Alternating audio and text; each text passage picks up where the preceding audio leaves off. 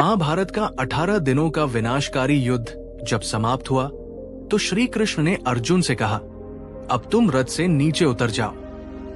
अर्जुन के उतरते ही वे उसे कुछ दूरी पर ले गए।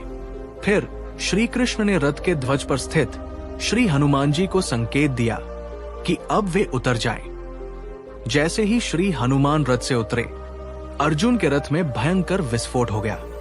उसके घोड़े जीवित अवस्था में ही जलकर भस्म हो गए। ये दृश्य देख अर्जुन भयभीत हो गया। तब श्री कृष्ण ने समझाया, ये रथ पहले ही भीष्म, द्रोणाचार्य, कर्ण और अश्वत्थामा के प्रहारों से नष्ट हो चुका था, लेकिन मेरी कृपा और हनुमान जी की शक्ति के कारण ये अब तक बचा रहा।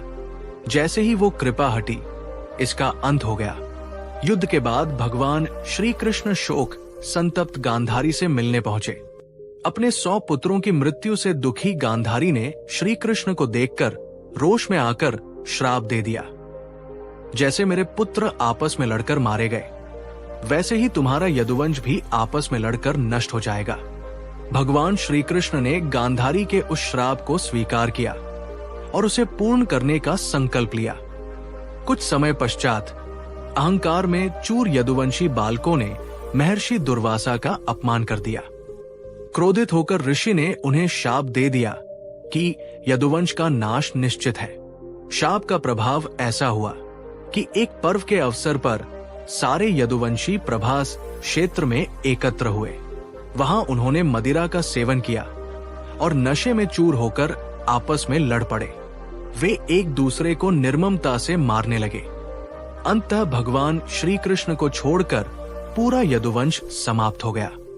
इसके बाद श्री कृष्ण स्वधाम प्रस्थान का मन बनाकर सोमनाथ के समीप एक वन में पीपल के वृक्ष के नीचे ध्यानमग्न हो गए।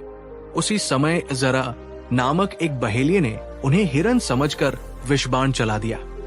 वो बाण उनके पैर के तलुवे में जाकर लगा और इसी के साथ भगवान श्री कृष्ण इस लोक से विदा लेकर अपने निज धाम को पधार गए।